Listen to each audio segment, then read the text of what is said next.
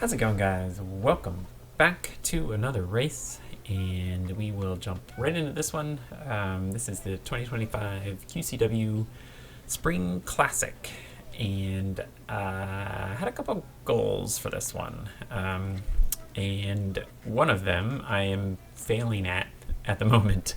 But so if you've watched any of my other race videos, you know I have a tendency to start slowly, and that bites me pretty quickly. So this one, first, the first goal was to start at the front, and I'm not there. But that is just my bad starting position. So you can see my teammate Adam way up there. I'll try to put a little arrow on him, and yeah, he is in a much better position than me, but that's okay. The next best thing, I guess, in my mind, to starting at the front is starting kind of behind somebody that you know is going to be a good wheel. So the white and purple sword jersey right on the left up here is my buddy Mike, and he's got a couple cameras on his bike as well, and I know that he's a good wheel. So my thought process here is to try to get on his wheel and stay there. So the other issue that I think I've had in a lot of my races is that the first little bit of a race or lap or so of a race, I'm not aggressive enough. So I think, like, mentally I try to conserve energy, thinking that I'll have more for the end and more for the rest of the race. So today, or this race, I really wanted to just like go as basically kind of as hard as I could, just to stick with the pack and everything on the first lap, or the first couple of laps for the beginning of the race. So I think I did a good job with that, actually. So I'm on Mike's wheel here, you see, and I am much more aggressive than I typically is. Like right here, I am like, doesn't look close in the GoPro footage, but like I split that little gap there, put in a little like effort just to get back to Mike's wheel there, and like I don't think I would have done that in the past. I do lose it there, but you'll see I think I get back pretty quickly around the blue jersey here. But anyway, I think I do a pretty good job of being more aggressive, and just starting faster, and that's it's definitely something that I wanted to do with this race. I really, you see there, like I didn't follow the blue jersey. I jumped back to Mike's wheel. Whether it's a good thing or not, I don't know. He's working up the outside. It might have been okay sticking on that, but I had a plan, and I really wanted to stay with that plan. So yeah, and I think I do a pretty good job. The main goal, I guess, of the race is to stay upright and finish. I don't have the best track record with finishing crits. I'm still new to the whole thing. I've only been doing it about a year, so I like the Philly crit that I did. Bit different circumstances, but we got lapped and pulled about halfway through. So I really basically just wanted to make it to the end of the pack and everything. I wasn't thinking for like a result or anything. I was just kind of working on the issues that I knew that I had. So let's chat. And I think anyway, those issues, the starting slowly and leaving gaps and not being aggressive and stuff, and trying to stay up front as much as possible.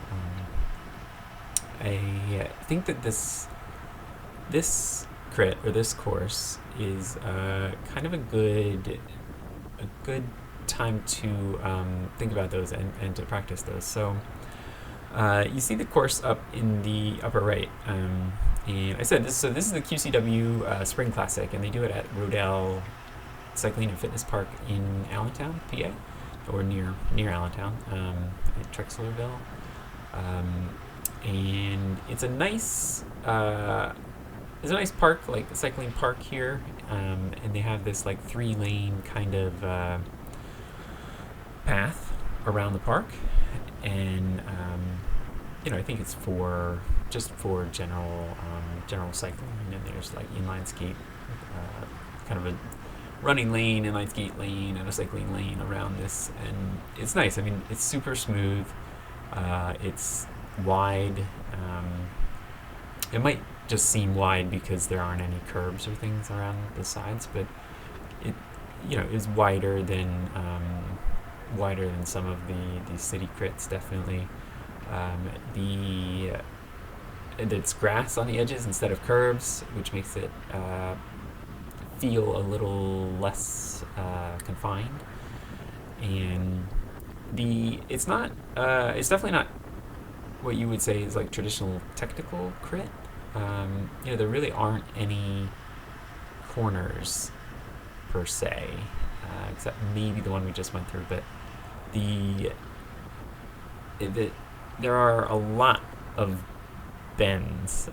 So although it's not technical, in the sense that there's like 90-degree turns or over 90-degree turns that you really need to like stop pedaling and make sure you take apexes, and then you're sprinting out of them or anything like that. It's not like that. So it's not surgy in that sense. So I think that made it a bit easier to try to do better staying on wheels and making sure that gaps don't open up, and maneuvering around. So not overly technical in that sense, but it was sort of sneaky technical. And what I mean by that is there's really not like a whole lot of straightaways. I mean, it always felt like you were either going around a corner or like preparing for the next corner. So this backstretch here, although in the map it looks kind of straight, it's like you see we're definitely bending, and we're going fast. I mean, we're 31 miles an hour. Like it's fast. It's sort of downhill here, and it's like weavy sort of S-type turns. And then there's like this long corner here that you're sort of still going around even here. And then there's this, I guess, sort of last straightaway, but again, it's not really a straightaway. It sort of is here. And then the steepest corner on the course here. And most of the time you could pedal through it unless you were like really, really far on the inside. But so you can still pedal through it, but you don't need to brake, definitely. And then this finishing stretch. And the finishing stretch here is probably what I would say the longest straightaway. So it actually felt like a straightaway. So like that's probably the only spot you could take a drink on the course, because everywhere else it felt like a corner, which was fine, but it definitely, you had to think about it. So it wasn't like just like GV that we've done, is like a big oval where you don't even have to think about the curves. Like you definitely had to think about these. So not technical, but yeah, you had to think about it. And the field, this is a Cat 4-5 field, and it was big. It's over 50 riders, and I think there were like 55 or 57 signed up. I think a couple over 50 started, so like 50 or 52-ish started. And because it wasn't super surgy and super technical, it was a pretty big bunch for at least the first half of the race, I would say. So yeah, I mean, it's a bunch through here, and it was slightly difficult to maneuver around. It was not, I guess, not hard to stay on wheels, but it was hard to like pick the best times to move up. And I think you had to be a little careful of getting boxed in, mainly just because there were so many riders around. So that kind of comes back to haunt me, I guess, a little bit on the finish. I didn't. Well, spoiler alert, the finish. So like I do make it to the finish, so that's great. Good, but I do kind of make some mistakes the last couple laps, which we'll get to. But so it was a big field, but I think I do a pretty good job this race of like staying in the bunch, and that it definitely did make me think about putting in those efforts during a race. I think in the past I was a little bit worried that was going to I was going to blow up if I did too many of those efforts. I guess I'd still worry about that, but I don't know. I mean, I really just wanted to see. So I think I don't know. Maybe that means I'm a little more confident in my fitness.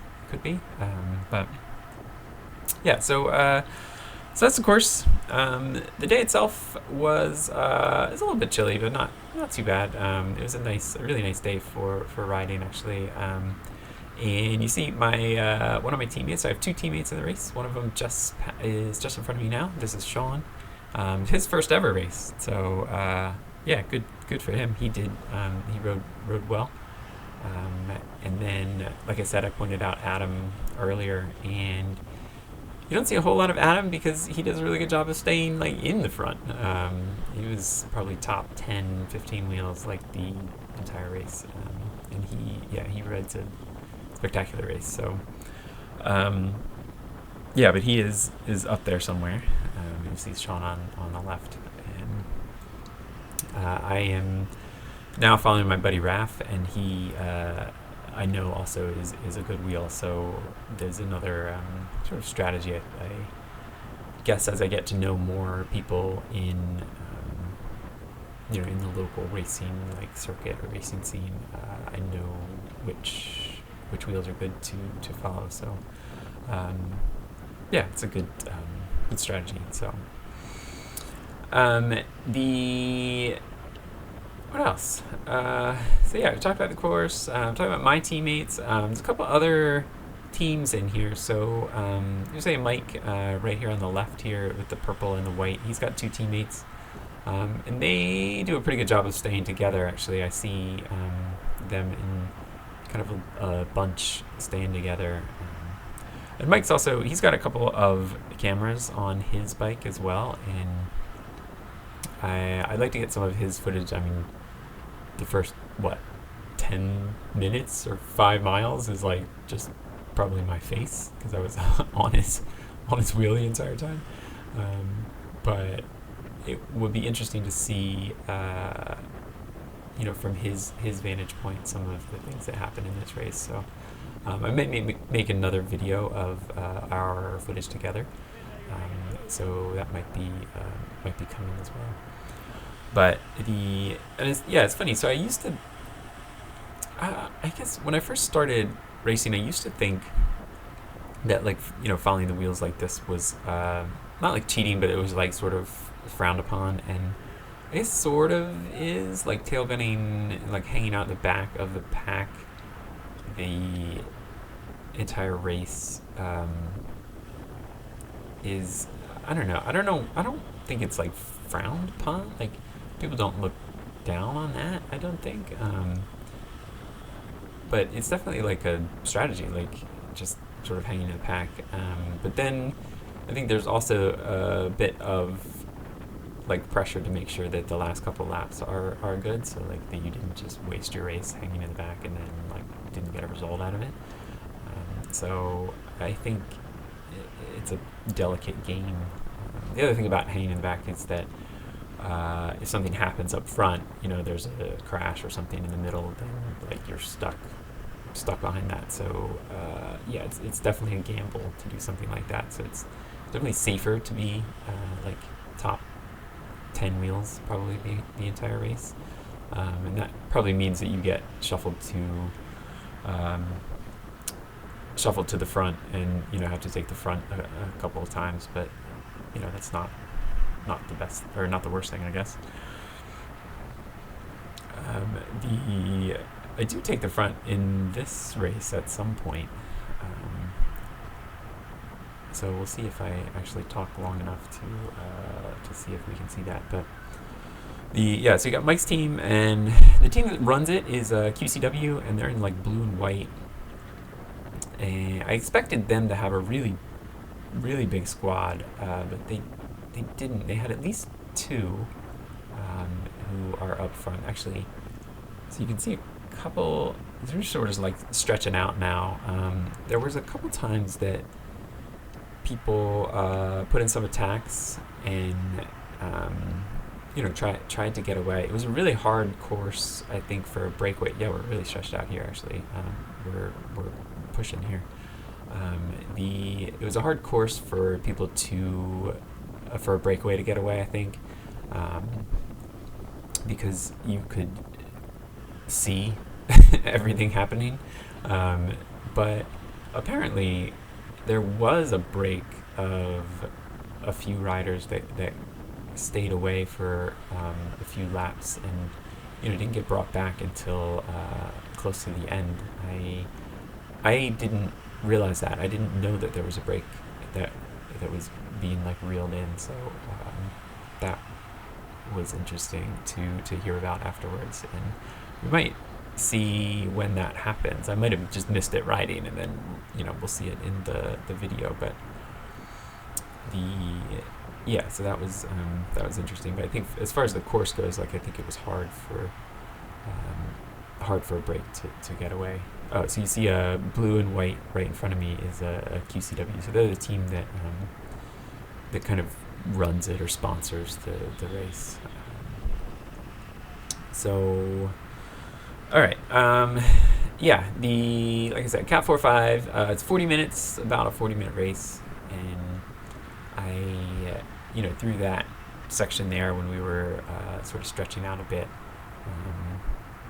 Either somebody had attacked or trying to pull somebody back. I had to put in pretty big efforts just to like stay in the pack. So I was starting to get slightly worried about being able to finish and make sure that I could stick with everything. But there are points where the speed slows and sort of bunches. And I see or I hear like other race videos when people say like those are the times where you can move up like without doing much power, and I really probably should have taken advantage of that. But the problem is that I'm trying to recover too, so it's hard to do that. So with all these like attacks going, I'm trying to put in the efforts just to stick in the pack, and then like when it all bunches up again, like I'm kind of spent. Oh, okay. So you see some riders taking off there. Is this when the brake gets away? It's very hard to see.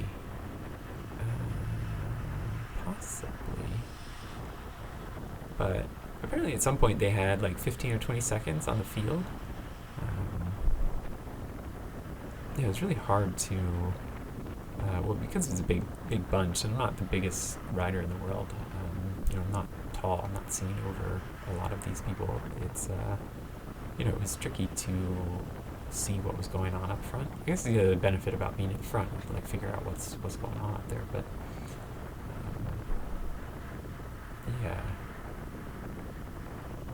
possibly.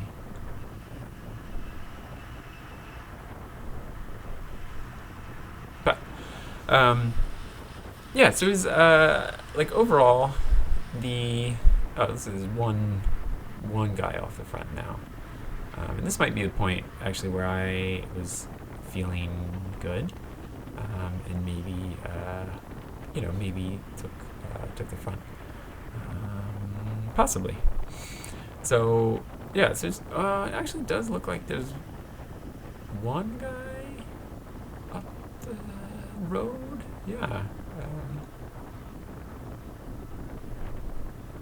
So there could be a couple guys up the road at the moment. I only see one guy in the distance, but yeah. So I think I was feeling good up there, and there's a little hill on kind of going up towards the finish there into the woods, and being a lighter rider, I don't mind the hills very much. So I think that was a good time for me to do something like that. And all right, so I don't actually take like the front, but I'm up there. But it does look like that at least the guy that was up the road does get brought back there. So it must be some other time where somebody takes takes a little flyer and gets away, or a few people. But like I said, I don't even know it because I'm so far in the middle of the pack. And I was going to say so far back, but yeah, I mean, like I said, I think I do an okay job, better than normal, I would say, of sticking towards the front. So what I can do is sort of like over 20 minutes, about halfway through. So what I'll do is just let this play here, and then we can catch back up again when there is a few laps to go, and we can chat about what's going on then.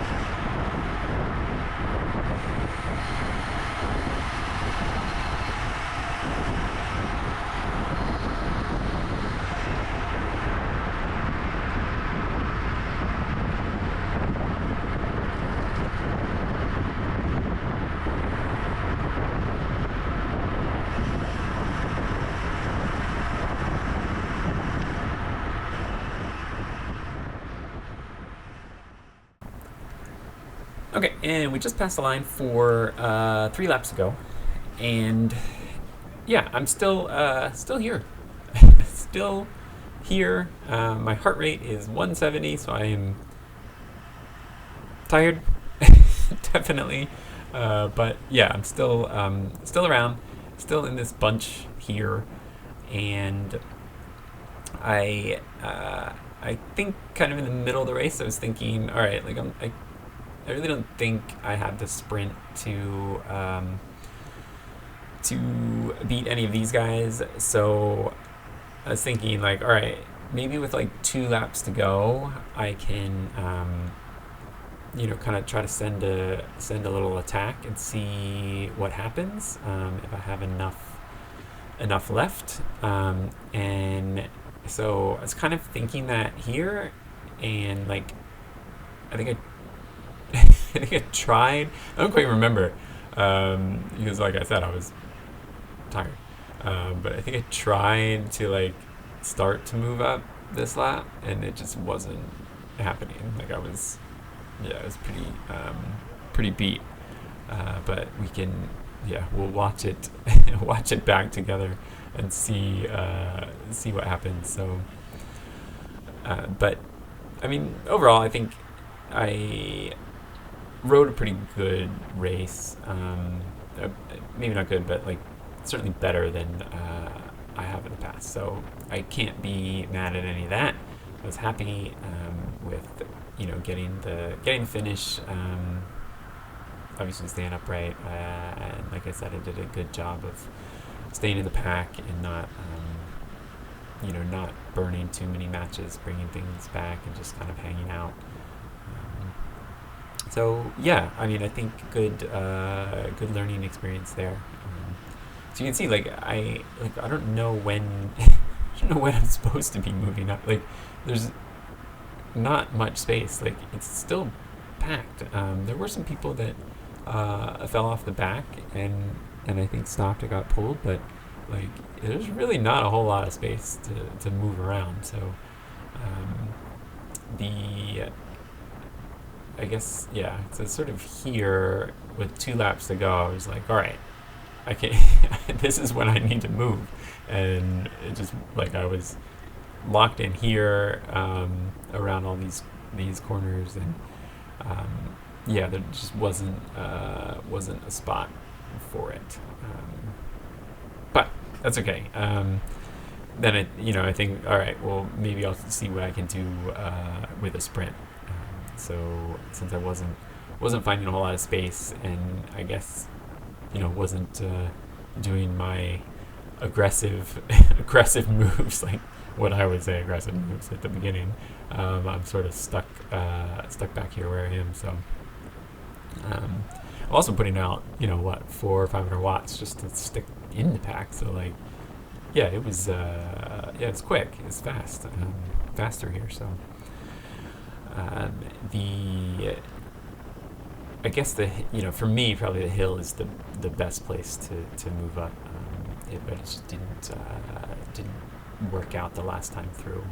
I'm not sure what happens this time through, but yeah, that thinking back to it, that was probably realistically the only time that I would be able to put in a little bit of an attack like that. Like in the early race where I followed the other guy up the hill. Oh, well, I do something here. I'm moving a little bit.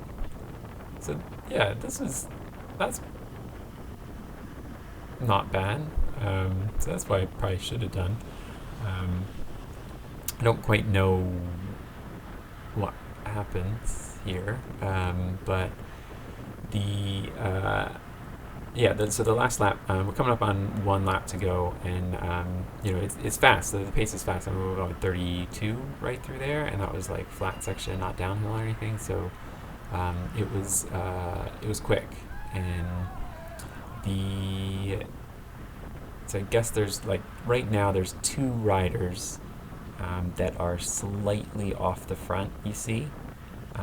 And then everybody's speeding up and stretching out to grab that. So my teammate Sean here is doing excellent, staying up I'm following my buddy Raph, who I know is a good wheel and will be there towards the end.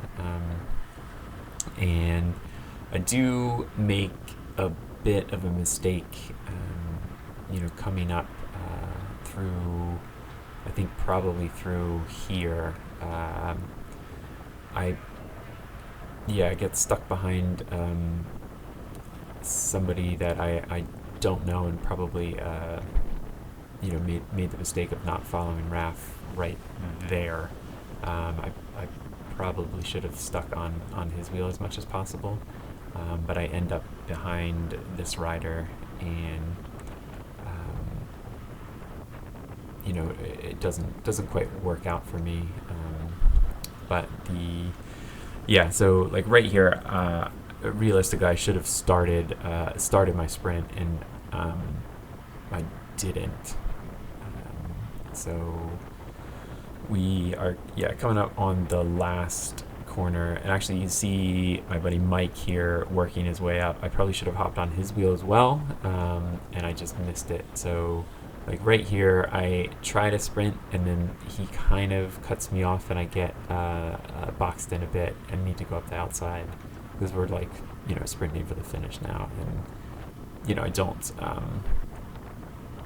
I don't really have any hope of catching any of the leaders.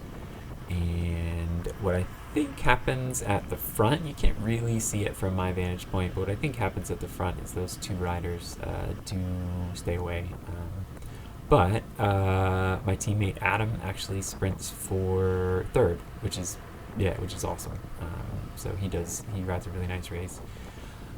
I rolled in for 25th, which basically straight in the middle of the pack. 25th of 50, not bad. My teammate Sean pulls in just behind me in like 28th, 29th, something like that. So absolute first race ever, like that was great. So thanks for watching that one. Like I said, I will try to grab some of Mike's footage at some point, and maybe look at some key spots, and maybe get his take as well, sort of from his vantage point, and maybe see if I can learn anything else out of this one. So I mean, like I'm happy. Like I'm happy with that race. I think I rode well. I definitely made some mistakes. Was out on the wing a couple times, not too bad.